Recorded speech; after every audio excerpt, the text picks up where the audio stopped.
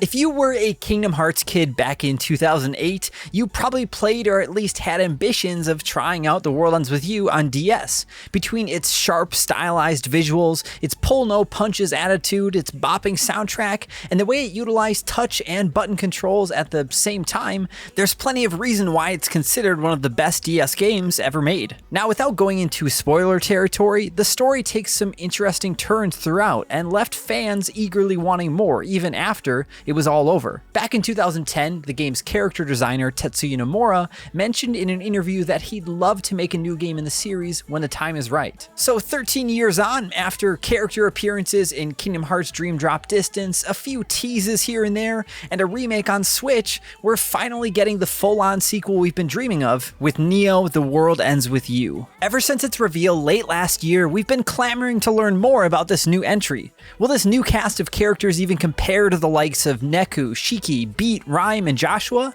How can you top the soundtrack of the original? And since the Switch remake sort of missed the mark in the controls department, how will Neo's combat work on the big screen? Thankfully, Square Enix was kind enough to invite us to go hands-on with a PS4 build of the game for 2 whole hours. And even though we would have preferred to see it running on Switch instead, we can still say that so far, things are looking Zeta fresh. Anyone who's unfamiliar with The World Ends With You will be happy to hear that even though Neo appears to take place in the same universe as the original, you might not need to know the source material to keep the story straight.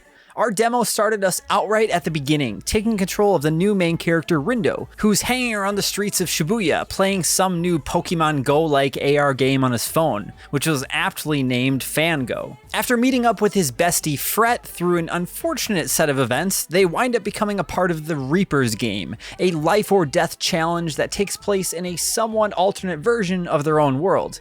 If they don't form a team to take down the enemies known as Noise and solve whatever puzzles the Reapers set up for them, they'll face permanent erasure. But if they can manage to pull in the highest score amongst all of the other competing teams on the 7th and final day of the Reaper's game, they can have one wish granted. You'll learn fairly quickly how Rindo and Fret's team, the Wicked Twisters, managed to get themselves locked in this mess in the first place. But even then, you'll still be left with plenty of questions that can only be answered by playing through this death game. Each in-game day, you'll be given a task by the Game Master, and the first 2 days involve solving a riddle or finding a set number of landmarks in the overworld, which has gained a nice 3D but somewhat cel-shaded facelift in comparison to the original. The camera always seems to be locked at a particular angle whenever you're roaming around the city, and while you'll eventually be given full reign of the land as the game progresses, you won't be able to explore this like a sandbox. Shibuya is broken down into sections, and while the areas we explored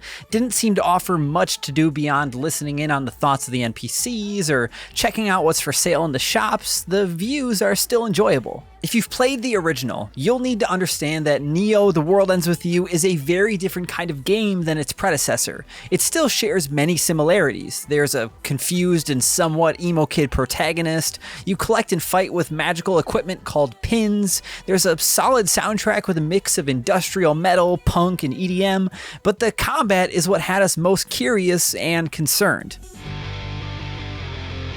Square Enix remastered the original game for Switch a few years back, and while it was the full-featured game, its controls were a bit finicky if you were playing docked. The DS original utilized both screens of the handheld to allow you to take controls of 2 different characters at the same time. One character was controlled with the touchscreen, and the other with the control pad or the opposite face buttons. Thankfully, you could play the Switch remake in handheld mode to utilize the touchscreen, but it still wasn't a perfect recreation. Neo's combat is more of an evolution of the principles and abilities found in the original game. When in the overworld, you can use a scan ability that allows you to see enemy noise that normal pedestrians can't spot. When in battle, you're able to roam around in a full 3D space as one of your particular party members. And beyond jumping and dodging, you'll basically just attack with whatever pin your characters have equipped. Since you can no longer tap the screen to control your characters, each pin will have a particular controller button mapped to it. Some pins work as projectiles, and some get you up close and personal with your enemies. If you manage to switch up and link your party members' attacks together with the new drop the beat mechanic, you'll raise your groove meter and will eventually be able to pull off a special attack or ability in battle too. The combat did feel a bit button mashy at first, but eventually we realized that we can actually layer together each character's different attacks, and that got us curious about how we could take advantage of it to pull off some wicked combos.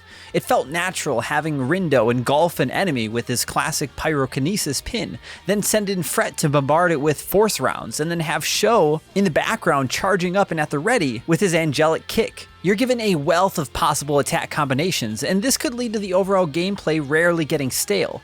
Your pins can level up and evolve just like in the original, and you'll collect new pins regularly through battle, at shops, and during moments in the story. Now, we're still unsure exactly how Neo: The World Ends With You connects to the original game, but we do know that it does thanks to a few different things. Returning players will recognize a few familiar faces like Sho Minamimoto, who joins your party early on to show you the ropes. Thanks to a trailer that released a month or so ago, Neku seems to make an appearance at some point as well, but he never showed his face during our demo. Regardless, we're unsure how the second Reapers game even started up in the first place, but we're eager to get to the bottom of it and win that wish anyways. A good majority of the original development team appear to have their hands in Neo as well, including Tetsuya Nomura and Gen Kobayashi as character designers, and Tatsuya Kondo as the series director. A lot can change in a decade, but so far, Neo is already carving out a nice plot on our shelf of most anticipated Switch games. Rindo and Fret may take a bit to grow on you, but after just a few hours with them and the rest of the crew, we're already really pleased with the character direction. And even though Neo has the ability to use 3D character models for its cutscenes, the majority of them are still propelled by the gorgeous hand-drawn art the series is known for. Each animation is expressive and full of life, and we think it was the right decision in the end. Some scenes are voiced too, with either an English or a Japanese dub, depending on which you prefer. We chose the English voice cast for our demo, and we were surprised by how well they complemented their respective characters. Takaharu Ishimoto, who gave us classics like Calling and Twister, has also filled the composer role as well. We're pretty sure we heard a rendition of the song Someday during a heated battle with some noise, and it was such a comforting feeling to recognize a classic song come back. Not every track was an absolute banger for us, but there's still some great music that fans will likely dig deep. As eager as we've been to run Neo: The World Ends With You through the ringer, we've been a little worried about how it would all play out. Thankfully, the combat in particular seems to have made a successful leap from the controls that we thought were wedded to the DS. Fans have been asking to return to Shibuya for years, and so far we're genuinely impressed with the glimpse we've been shown. There was a point during our demo when I instantly felt the same chills the original Kingdom Hearts gave me during its opening segment, thanks to a sense of mystery and curiosity about what's to come next. The soundtrack is spicy, the art is flashy, the combat is quick and slick, and the story has us intrigued, but we need to learn more. This new Reapers game is being built for a new generation, but returning fans could have a lot to look forward to after all these years as well. Our time with the game flew by like a feather in the breeze, but after a 13-year wait, we're pretty sure we can hold out another month to explore Shibuya again fully. Probably.